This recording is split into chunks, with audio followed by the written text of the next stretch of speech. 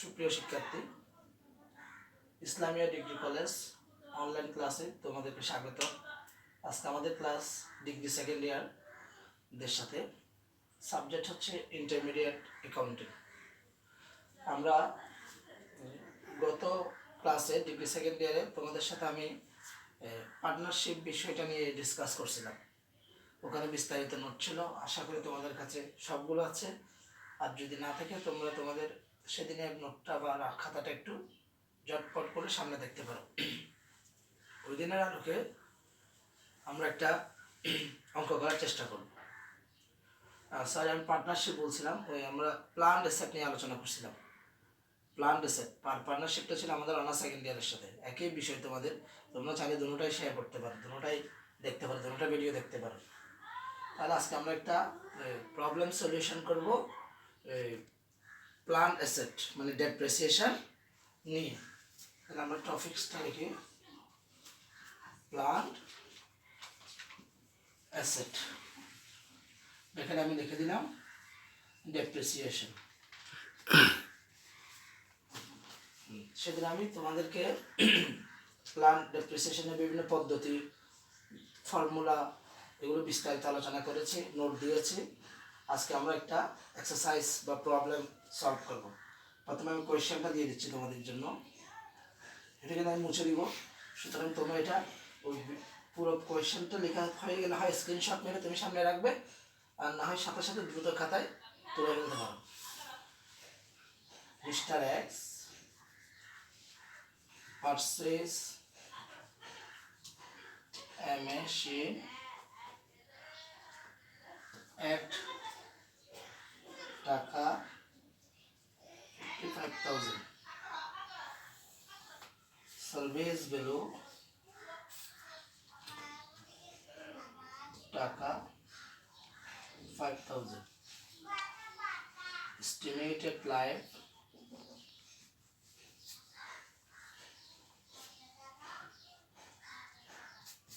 5 years.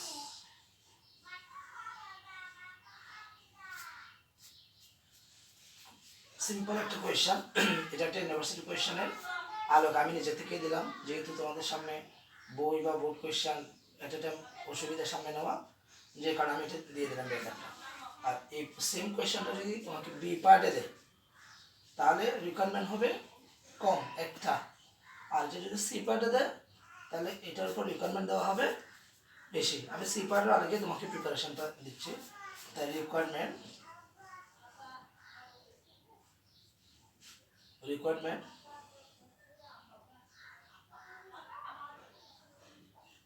calculate depreciation.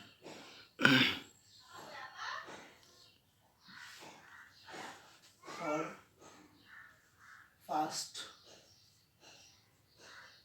3 years, অর্থাৎ প্রথম 3 বছরের অবচয় নির্ণয় করো। আন্ডার স্ট্রেট লাইন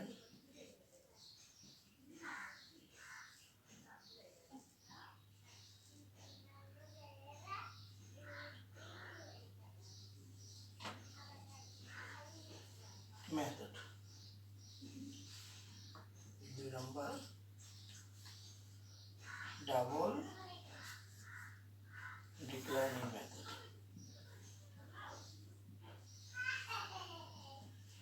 দুইটা রিকোয়ারমেন্টে দিলাম যদি সি পার্টের জন্য দিই, আর বি পার্টের জন্য দিলে ওরা একটা রিকোয়ারমেন্টে দেবে। আশা করি প্রশ্নটা ছোটো আছে, তোমাদের যদি মনে হয়ে গেছে পড়তে পড়তে অনেকে মনে রাখতে পারো, অথবা এটা স্ক্রিনশট মেরে রেখে দাও, অথবা এটা নোট করে ফেলো। মিস্টার এক্স একটি মেশিন কিনেছে 55,000 টাকা দিয়ে। কবে কিনছে, কখন কিনছে আমি কিন্তু বলিনি এখানে। সুতরাং তোমাদের অনুমান করতে হবে যে বছরের শুরু থেকেই নেওয়া হয়েছে, ফার্স্ট 3 ইয়ার্স, প্রথম 3 বছরের অঙ্ক। তাহলে ইয়ারের এখানে তুমি 20 সাল বা 19 সাল বা 18 সাল কিছু লেখা যাবে না। ইয়ার এখানে তোমার লিখতে হবে first year, second year, third year. এটা একটা কৌশল অবলম্বন করলাম আর কি। আমি একটু পরে কোয়েশনটা মুছে দিচ্ছি, তোমরা খুব দ্রুত এটা করো না। আমি কোয়েশনটা মুছে দিচ্ছি, যেহেতু এখানে সলিউশন করতে হবে। তাহলে একটু খেয়াল করো তোমরা। আমরা প্রথমে বলছিলাম স্ট্রেট লাইন মেথড।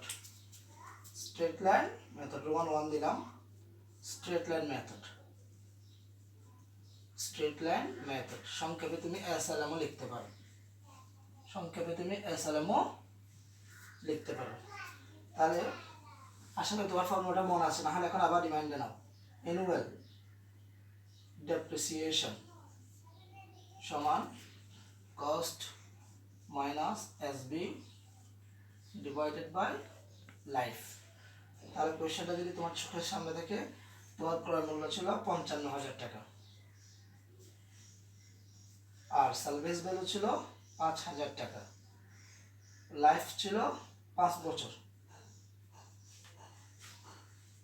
সুতরাং 55,000 থেকে 5,000 বাদ গেলে 50,000, আর 5 দিয়ে ভাগ করলে থাকে 10,000। এটা হচ্ছে তোমার অ্যানুয়াল ডেপ্রিসিয়েশন। আর স্ট্রেট লাইন মেথড একটা বৈশিষ্ট্য হচ্ছে প্রত্যেক বছর অবচয় সমান। যদি নতুন সম্পত্তি ক্রয় করা না হয়, বাড়তি বছর সংক্রান্ত কোনো হিসাব না আসে, তাহলে প্রথম বছর অবচয় যা, দ্বিতীয় বছরও তা, তৃতীয় বছরও তা। তাহলে আমরা আনসারটা এভাবে দিতে পারি, ডেপ্রিসিয়েশন ফর ফার্স্ট ইয়ার টাকা 10,000। সিমিলার কথাটা depreciation for second year, depreciation for third year। এটা হচ্ছে তোমার আনসার। এটা বি পার্টের জন্য ছোট একটা অঙ্ক, আর আমরা দ্বিতীয় করণীয় সহ করব। তাহলে একসাথে হিসাবে আমরা এটা সি পার্টের অঙ্ক হিসাবে কাউন্ট করব।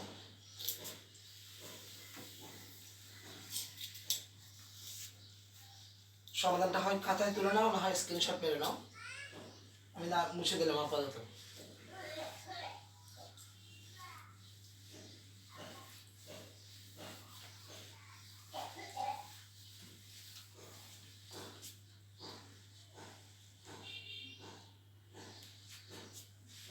তাহলে আমরা এবার দ্বিতীয় পদ্ধতিতে, যেটা double declining method, double declining method সংক্ষেপে ডিডিএম।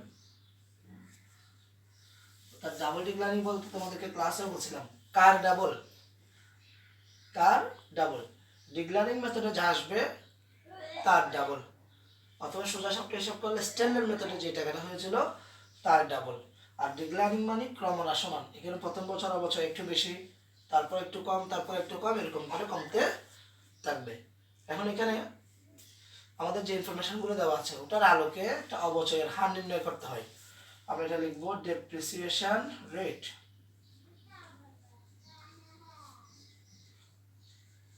ডেপ্রিসিয়েশন রেট অবচয়ের হার। ফর্মুলাটা আমরা অনেকভাবে বলছিলাম, 200% ডিভাইডেড বাই লাইফ, এভাবে বলছিলাম। অনেকে লিখে 1/n × 2 × 100। তাও যদি বসায় 2কে 100 দিয়ে গুণ করবে 200, আর n মানে লাইফ, তাহলে সিমিলার প্রবলেম। আমরা যদি এখন এটা মান বসাই, 200% ডিভাইডেড বাই লাইফ হচ্ছে 5। ক্যালকুলেটারে পার্সেন্ট কোনো কাজ নেই, 200কে 5 দিয়ে ভাগ করবা, পার্সেন্টটা ঠিক ঠিক বসে যাবে, তাহলে 40%। তাহলে এখন যেটা করতে হবে তোমাদের, যে 40% ধরে প্রথম 3 বছর অবচয় করে দেখাতে হবে। 5 বছর ধরলে আর কোনো সালভেজ ভ্যালুটা থাকবে, আর প্রথম 3 বছর করলে তোমার সালভেজ ভ্যালু তুমি পাবে না, ওই সালভেজ ভ্যালু এখন ইয়ার কোনো দরকার নেই। তাহলে আমরা এবার এটাই হচ্ছে ফর্মুলা এই মেথডে, আর অবচয়টা একটু খেয়াল করে দেখো কিভাবে করতেছে। তাহলে সুতরাং ডেপ্রিসিয়েশন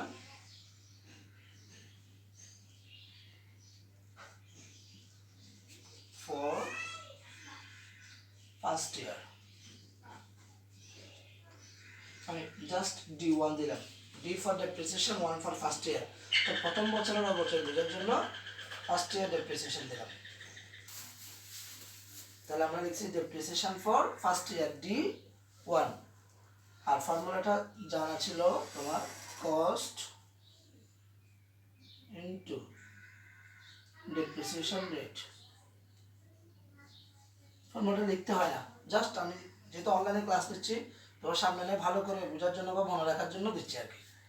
তাহলে কস্টটা ছিল 55,000, ডেপ্রিসিয়েশন রেট হচ্ছে 40%। তাহলে এটার উপর ক্যালকুলেটর তুমি যদি 40% মারো 10% আসবে 5,000, সম্ভবত 22,000 টাকা। তাহলে ৫ম বছর তোমার অবচয় বাবদ 22,000 টাকা চলে যাবে। এরপর আসবে কি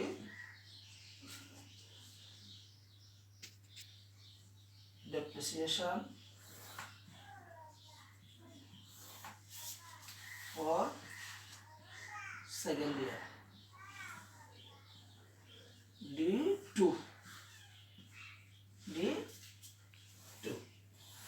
তাহলে আবার খেয়াল করবো প্রথমে ডেপ্রিসিয়েশন রেট, তার প্রথম বছরের অবচয়, তাহলে এতটুকুর মধ্যে কোনো ডিফিকাল্টিস ছিল না। দ্বিতীয় বছর এসে অনেকে ভুলটা করে ফেলবে। আমি যেহেতু হোয়াইট বোর্ডের নিচের দিকে চলে আসছি, একটু উপর দিকে যাচ্ছি, তাই উপর অংশটা মুছে দিচ্ছি। তোমরা হয় স্ক্রিনশট মারতে হবে না, খাতায় লিখলে লিখে ফেলতে পারো, না হলে ভিডিওটা টেনে টেনে দেখবে আর কি। আমি উপরের দিকেরটা মুছে দিচ্ছি এখন।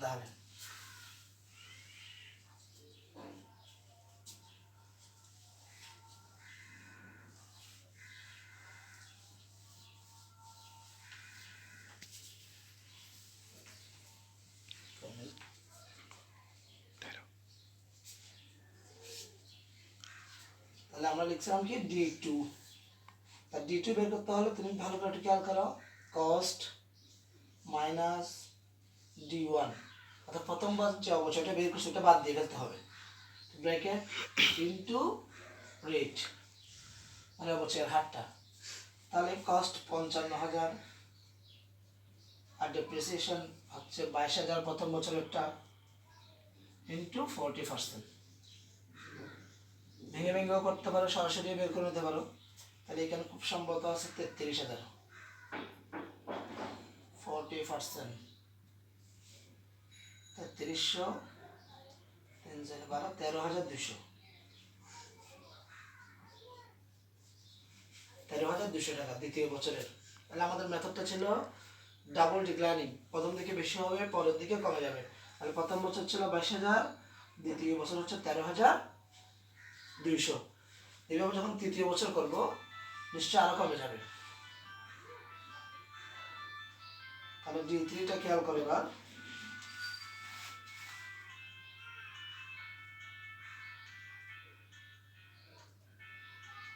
হ্যালো জি। তাহলে cost minus D1 D2, cost minus D1 D2। তাহলে ক্রয় মূল্য যেটা ছিল 55,000, প্রথম বছরের অবচয় বাবদ বাদ দিবা 22,000, দ্বিতীয় বছরের অবচয় বাবদ বাদ দিবা 23,200 ইন্টু রেট 40%। তাহলে 55,000 থেকে 22,000 গেলে থাকে 33,000, 33,000 থেকে 13,200 বাদ গেলে থাকে 19,800। এটার উপর 40%, তাহলে এটার উপর 40% হলে 1980, 8,000, 7,920 টাকা। মুখে মুখে ক্যালকুলেশন করার চেষ্টা করবো, আমি কিন্তু ক্যালকুলেটর একটা ইউজ করি, তোমরা নিশ্চয়ই খেয়াল করছো। তাহলে এটা হচ্ছে তৃতীয় বছরের অবচয় ক্রমশমান, তাহলে তৃতীয় বছর আরো কমে যাবে। এইভাবে তুমি চতুর্থ বছর করতে পারবে, পঞ্চম বছর করতে পারবে, ষষ্ঠ বছর করতে পারবে না, কারণ তোমার লাইফ টাইতে 5 বছর। ষষ্ঠ বছরে তোমার ওই প্রথম থেকে 5 বছর পর্যন্ত মোটা বছর এগুলো বাদ দিলে তার যোগফল হবে 53,000। 55 থেকে 53,000 বাদ গেলে 50,000, 55,000 থেকে 50,000 বাদ গেলে তোমার সার্ভিস বিল 5,000 টাকাটা মিলে যাবে। এটাই হচ্ছে নিয়ম। তাহলে আমরা বলছি যে এটা 2 মেথডে দিলাম সি পার্টের জন্য। সি পার্টের জন্য এটা খুব একটা বড় প্রশ্ন হয় নাই, চাইলে পাবলিক পরীক্ষায় তোমাকে আরও 200টা রিকোয়ারমেন্ট দিয়ে ফেলতে পারে। তো আমি তোমাকে সার্ভিস স্টেলের মেথডটা দিলাম, ডাবল টিক লার্নিং দিলাম, অন্যান্য মেথডের ফর্মুলাটা তোমার কাছে আছে। আজকে আমি তোমাকে এগুলো ক্রয় সংক্রান্ত 2টা জাবেদা শেখাবো, আর পরের ক্লাসে অন্য মেথড নিয়ে আবার একটা অঙ্ক, অন্য মেথডগুলো দিয়ে একটা অঙ্ক করে দেখাবো। তাহলে আমরা এবার একটু জাবেদায় যাই।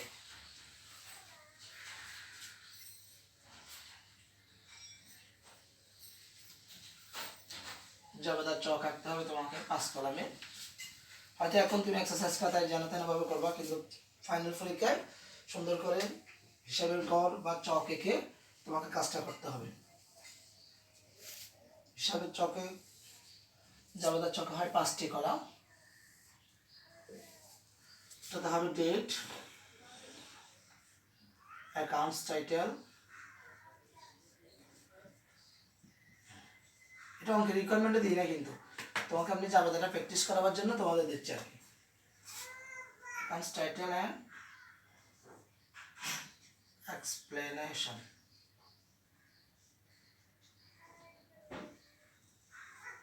রেফারেন্স, ডেবিট টাকা, ক্রেডিট টাকা। যেহেতু তোমার ইয়ার দেওয়া নেই, তুমি এখানে লিখবা ফার্স্ট ইয়ার। প্রথম বছরের জয় কার্ডে জাবেদা হবে রোমান 1, রোমান 2 এরকম করে আমরা দিব। তারপর প্রথম বছর জাবেদা একটু বেশি হবে, যেহেতু প্রথম বছর তুমি কিনবা। তাহলে কোনো অ্যাসেট যদি তুমি ক্রয় করো, আমরা মেশিন কিনছিলাম, তাহলে মেশিন ডেবিট, আর ক্যাশ টাকার বিনিময়ে কিনছো, তাই ক্যাশ ক্রেডিট 55,000 টাকা।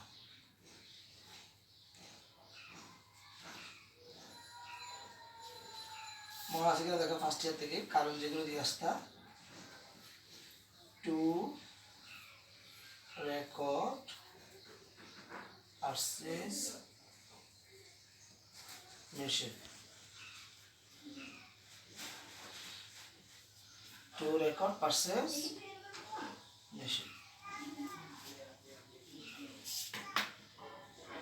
রোমান 2। এটা প্রথম বছরের শুরুর দিকে, প্রথম বছরের শেষ দিকে যখন অবচয় ধার্য করা হবে, ডেপ্রিসিয়েশন, ডেবিট, অ্যাকুমুলেটেড,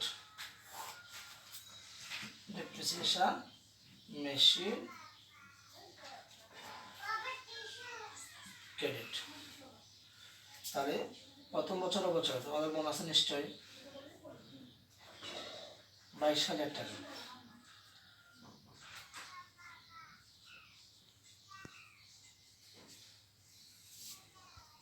এটা হচ্ছে সাধারণ জাবেদা, এটা হচ্ছে সমন্বয় জাবেদা।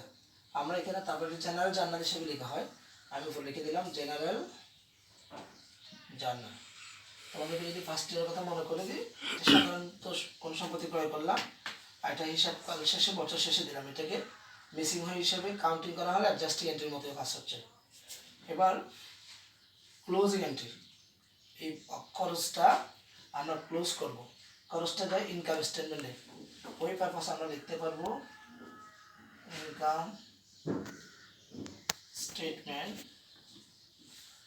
ডেবিট, আর খরচের নামটা ডেপ্রিসিয়েশন,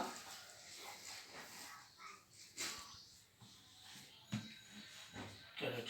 অর্থাৎ খরচ জাতীয় হিসাবটাকে আমরা ক্লোজ করে দিলাম ক্লোজিং এন্ট্রির মাধ্যমে। সেম যাবে টাকায় হবে 22,000। এখানে আমার প্রথম বছরের শেষ। এভাবে তুমি যদি সেকেন্ড ইয়ার দাও তাহলে এই দুটো আসবে, থার্ড ইয়ার দিলেও এই দুটো আসবে, কিন্তু টাকা চেঞ্জ হয়ে যাবে। প্রথম বছর তো 22,000, দ্বিতীয় বছর 13,200, দুটোটা জাবেদা সিমিলার হবে, কিন্তু টাকা হবে 13,200। এভাবে থার্ড ইয়ারের জন্য সেম জাবেদা হবে, কিন্তু টাকা হবে 7,920 টাকা। তুমি যদি চতুর্থ বছরের জন্য করো তাহলে তার আগে ক্যালকুলেশন করে চতুর্থ বছর অবচয় কত আসবে। কিন্তু একটা কোয়েশ্চেন হচ্ছে, আমরা তো দুইটা পদ্ধতি করেছি, তাহলে আমরা এখানে জেনারেল জার্নালের এই টাকাটা করেছি ডাবল ডিক্লাইনিং মেথডে। এখন আমি হুহা একটা ঘর রেখে এই টাকাটা স্টেলার মেথডে হবে। এটা 55,000 ঠিক থাকবে, এটা খুব সম্ভবত 10,000 10,000, দ্বিতীয় বছরও 10,000, তৃতীয় বছরও 10,000, চতুর্থ বছরও 10,000, এভাবে পঞ্চম বছর পর্যন্ত। তাহলে বিভিন্ন পদ্ধতি বললে যদি জাবেদা বলে ওরা হয় পদ্ধতি উল্লেখ করে দেবে, আর না হলে তোমাকে যতটা পদ্ধতিতে ততবার এরকম জাবেদা করতে হবে, কিংবা পাশেও করে ফেলা যাবে। এটা এদিকে দুই পার্ট, আমরা 2 কলাম নিচ্ছি, পাশে আবার 2টা কলাম নেব, সেখানেও উপরে এরকম পদ্ধতির নাম লিখে দেবো ডেবিট ক্রেডিট। তখন হয়তো অনেকে বলবে এটা জাবেদা হলো নাকি, 5 কলাম না হয়ে 7 কলাম হয়ে যাচ্ছে, 9 কলাম হয়ে যাচ্ছে। তা আসলে মূল ফরম্যাটটা আমার এই 3 কলাম আর এদিকে 2 কলাম 5 কলাম, ওটা তার পদ্ধতির কারণে 2টা কলাম অ্যাড করতেছি। তাহলে ওভাবেও করা যাবে, যার যার সুবিধা মতো করতে পারবে।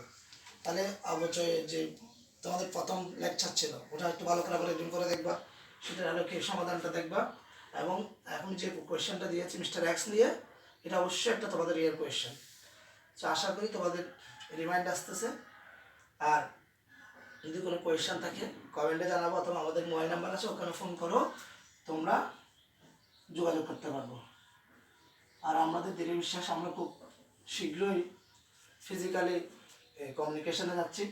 আমরা আশা করি যে করোনার প্রভাবটা বাংলাদেশে কমতে শুরু করবে, এবং সরকারি সিদ্ধান্ত খুব সম্ভবত ফেব্রুয়ারি দিকে হয়তো স্কুল কলেজ খুলে দিতে পারে। আল্লাহ হাফিজ।